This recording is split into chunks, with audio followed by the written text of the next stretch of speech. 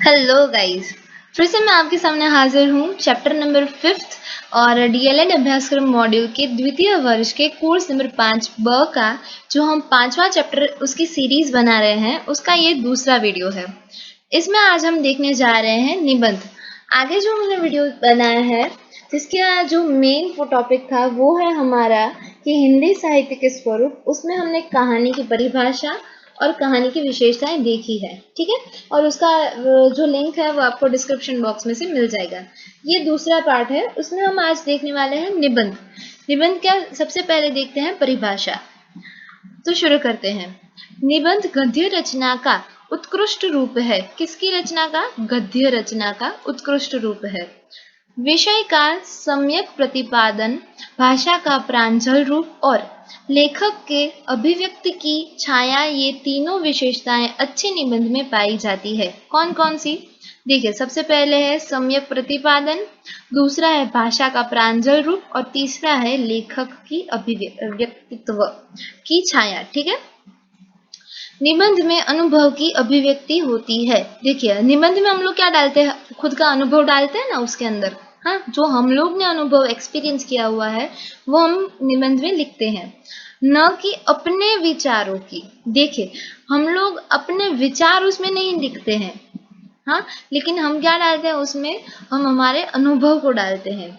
आगे है कि आचार्य रामचंद्र शुक्ल ने निबंध को गद्य साहित्य की सर्वश्रेष्ठ विधि बताते हुए कहा है कि यदि गद्य कवियों का लेखकों की कसौटी है तो निबंध गद्य की कसौटी है। वाह, क्या खूब लिखा है रामचंद्र शुक्ल जी ने। आचार्य रामचंद्र शुक्ल जी ने लिखा है निबंध के लिए कि यदि गद्य कविताओं या लेखकों की कसौटी है तो निबंध गद्य की कसौटी है।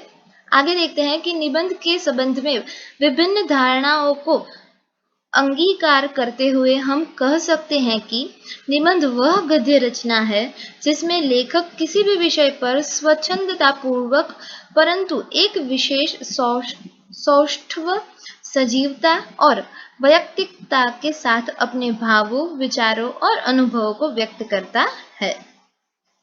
आइए अब आगे देखते हैं कि निबंध की विशेषताएं। निबंध में विषय वस्तु का संगठन, बुद्धित्व का प्राधान्य और प्रस्तुतकर्ता के व्यक्तित्व का प्रतिबिंब रहता है। देखिए, यहाँ पे क्या है? निबंध में विषय वस्तु का, देखिए, पहले संगठन होता है, फिर बुद्धित्व का प्राधान्य और प्रस्तुतकर्ता के व्यक्तव्य का प्रतिबिंब है। यह निबंध की भाषा विषय के अनुकूल, यहाँ पे सबसे पहले हम अंडरलाइन करेंगे भाषा में। भाषा कैसी होनी चाहिए? निबंध की विषय के अनुकूल होनी चाहिए, सरल और बोलचाल की होती है एवं शुद्ध मुहावरेदार तथा रोचक होती है। ठीक है, आगे जो है उसकी विशेषता में वह है कि निबंध सीमित आकार में लघु गद्य रचना है। आकार में लघु गद्य रचना है। गद्य भाषा का चरम विकास भाषा में झलकता है। आगे है निबंध लेखक के निज व्यक्तित्व की चरम अभिव्यक्ति निबंध का प्राण तत्व है, जिसमें वह अपने हृदय को खोलकर रख देता है। कौन? लेखक। ठीक है, आगे है मौलिकता। मौलिकता निबंध का विशिष्ट गुण है। मौलिकता, कल्पना और अवलोकन जैसे तत्व अनिवार्य है। कल्पना और अवलोकन। आगे है निबंध में विषय की सचोटता, मुद्दों का वर्गीकरण, विषय का विस्तृत विवरण, विषयानुरूप भाषा शैली, दृष्टांत इत्यादि होने चाहिए। आगे है कि निबंध के तत्वों में विषय या उद्देश्य, निजी दृष्टिकोण, विचार तत्व, भाव तत्व, निश्चित या सुयोजित प्रारूप तथा भाषा शैली का विशिष्टता समाविष्ट है।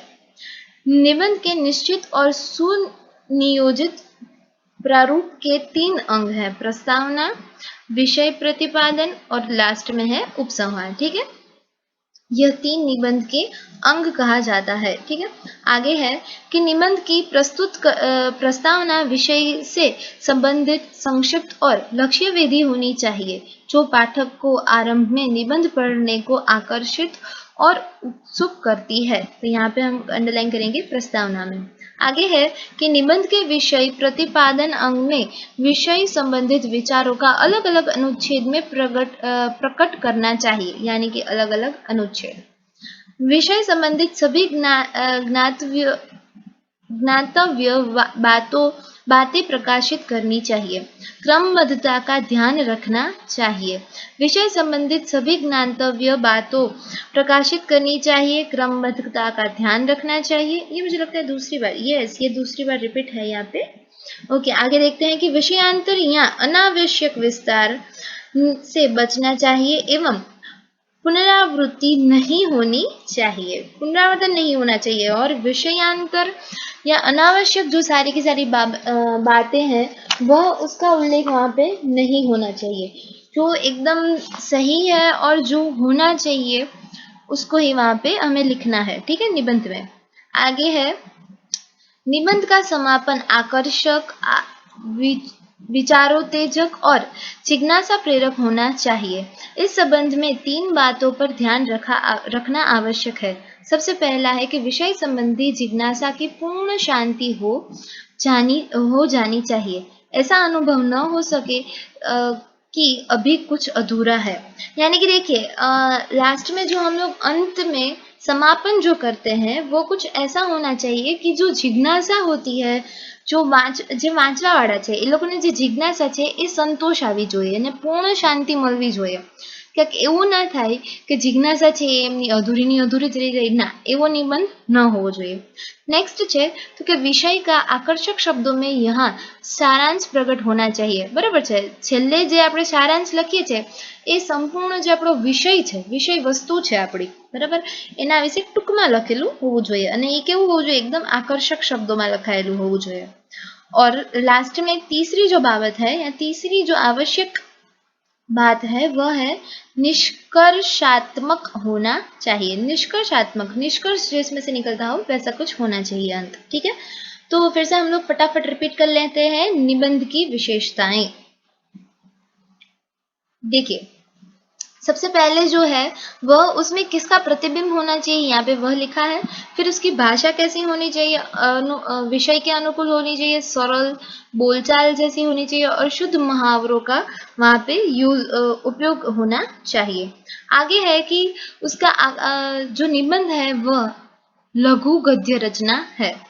वहाँ पे निबंध के लेखक ने निजी व्यक्तित्व में चरम अभिव्यक्ति निबंध का प्राण तत्व है। मौलिकता उसका विशिष्ट गुण है। कल्पना और अवलोकन वह अनिवार्य है। ठीक है, किसमें, निबंध में। आगे है कि सचोटता, मुद्दों का वर्गीकरण, विषय का विस्तृत वर्णन और भाषा शैली, दृष्टांत इत्यादि होना चाहिए।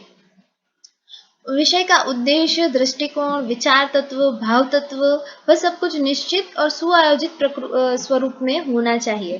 उसके 3 अंग बताए हैं। सबसे पहला है प्रस्तावना, दूसरा है विषय प्रतिपादन और तीसरा है उपसंहार।